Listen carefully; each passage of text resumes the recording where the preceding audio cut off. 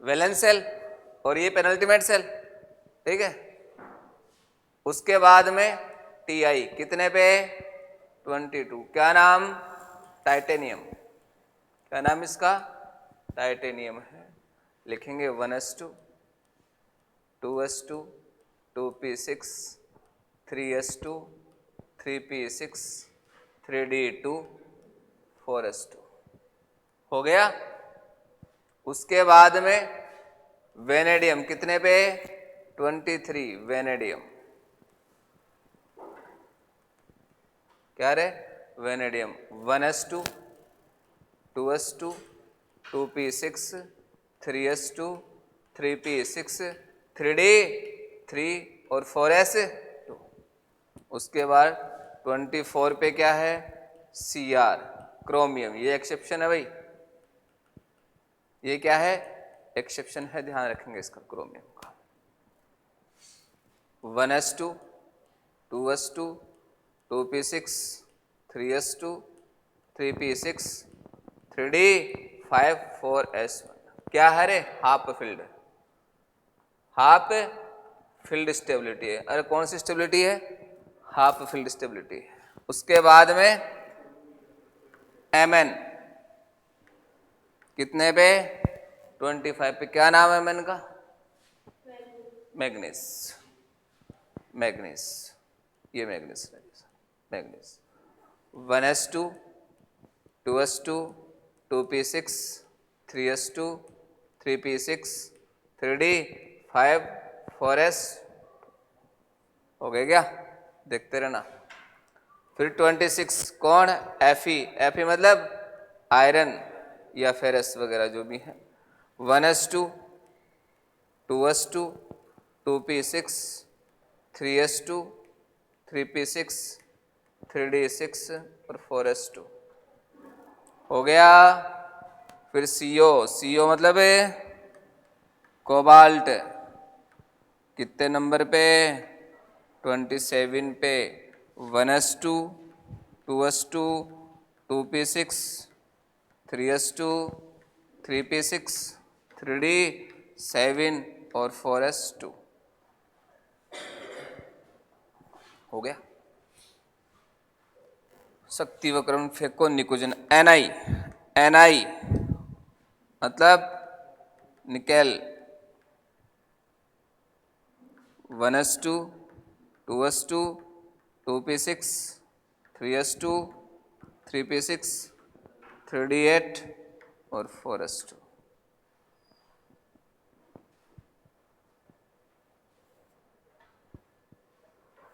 इतने लिखो, फिर 2 ऊपर वापस लिखाते हैं।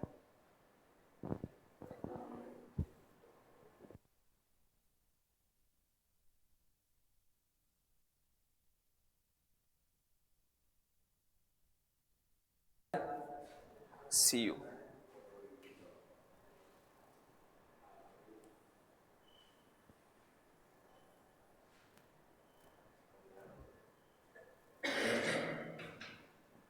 Cu 29 पे copper. 1s2 2s2 2p6 3s2 3p6 3d10 4s1। Exception है ना, फुल फील्ड वाला। और last Zn 30 zinc. 1s2 2s2 2p6 3s2 3p6 3d10 और 4s2।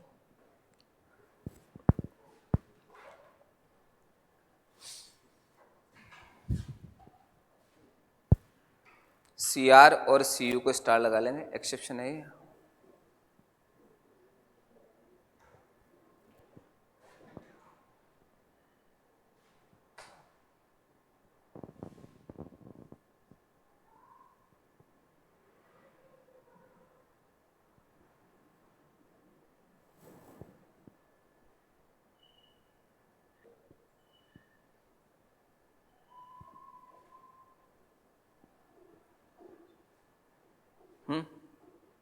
अच्छा, अब कुछ मैंने बताया था कि कुछ अपन और आगे करेंगे, है ना। तो पहले अपन करते हैं सी U A G A you वाले की बात। किसकी बात करते हैं? मैं यहाँ से थोड़ा सा हटा देता हूँ, यहाँ से ऐसे।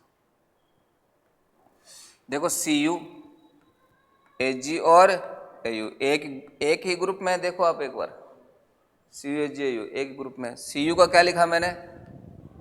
3D10 4S1 3D सीरीज का है ना। ए जी 4D सीरीज का, तो 4D10 5S1। ये क्या हो जाएगा?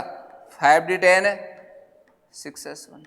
देखो आप एक सीरीजें चेंज हो रही है, n-1 और n-1 n-1 और ये n। ठीक है, इलेक्ट्रॉनिक कॉन्फ़िगरेशन भी सेम पैटर्न पे है ना। एक्सेप्शन है तीनों के तीनों।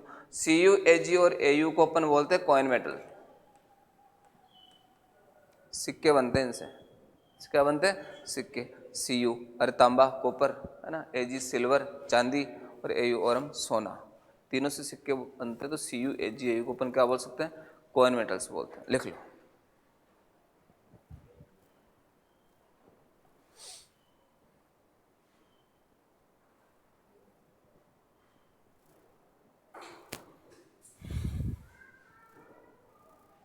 आर एम ओ और ए डब्ल्यू, देखो देखे एक ही ग्रुप का है क्या? चेक करो। सी आर मतलब क्रोमियम, एम ओ मतलब मोलिब्डेनम और डब्ल्यू मतलब टंगस्टन। क्या? टंगस्टन। इसका अगर आपको ध्यान हो, हमने लिखा 3D5 4S1, एक्सेप्शन है ना, तो ये क्या हो जाएगा? 4D5 5S1। इसका ध्यान रखना, ये 5D4 और 6S2, ये एक्सेप्शन पे है। किस पे है ये? एक्सेप्शन पे। एक्सेप्शन पे ये है।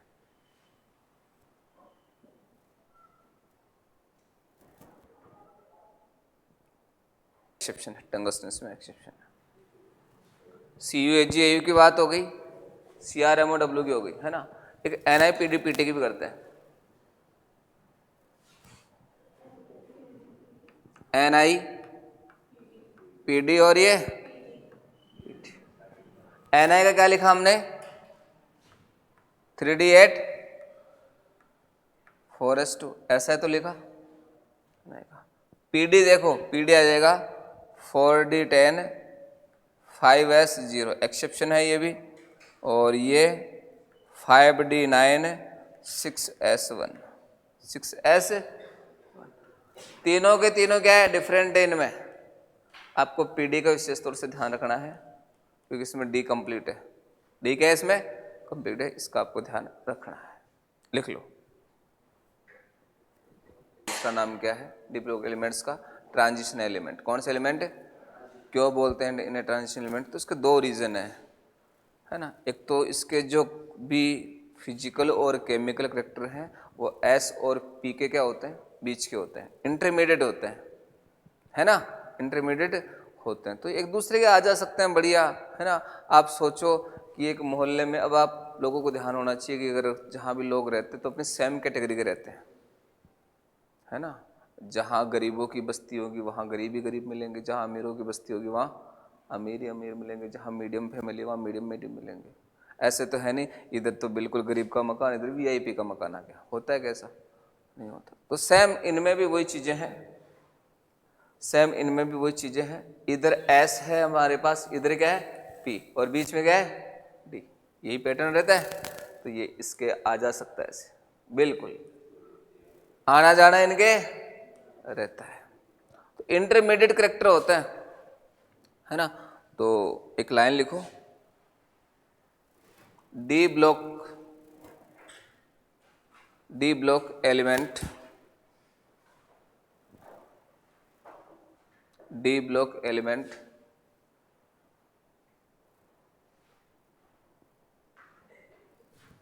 डी ब्लॉक एलिमेंट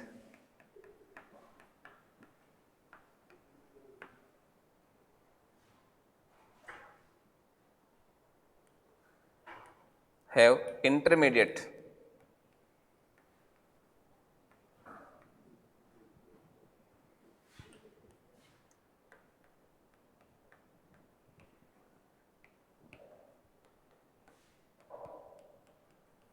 देखो character of S and P block,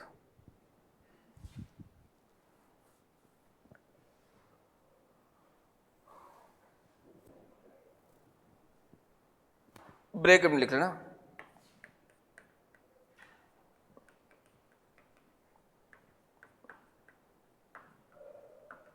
लिखो ट्रांजिशन एलिमेंट,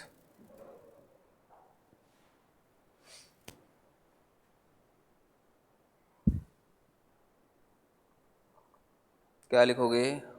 ट्रांजिशन एलिमेंट। कौन से एलिमेंट है? ट्रांजिशन। अच्छा, इसमें भी आप और देखेंगे, जो आपका जेडन है, जेडन के नीचे कौन आता है? सीडी। सीडी के नीचे कौन आता है? एचजी। और एचजी के नीचे सीएन, कोपरनिकम, है ना। ये ट्रांजिशन एलिमेंट नहीं है, ये क्या नहीं है? Transition, not transition element.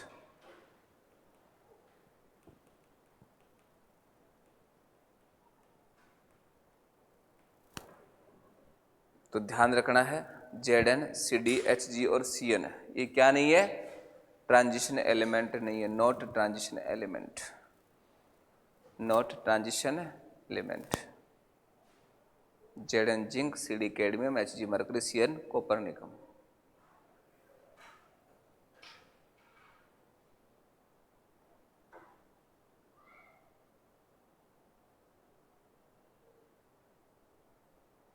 अच्छा, होते क्या है ट्रांजिशन एलिमेंट? एक्चुअल में डेफिनेशन क्या है? तो आप लिखेंगे डेफिनेशन इसकी, ट्रांजिशन एलिमेंट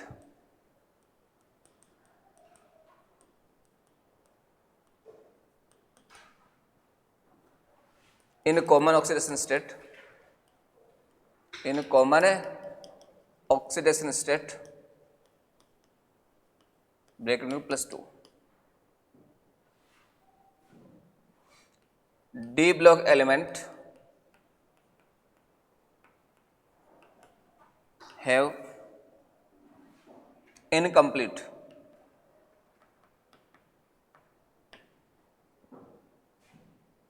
d ऑर्बिटल।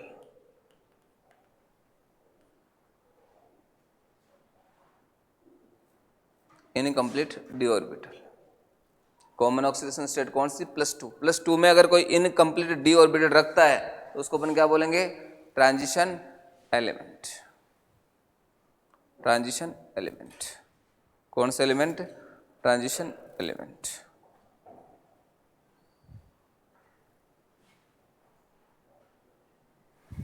कौन सा element? Transition element in common oxidation state +2 D block element है इनकम्प्लीट डी ऑर्बिटल।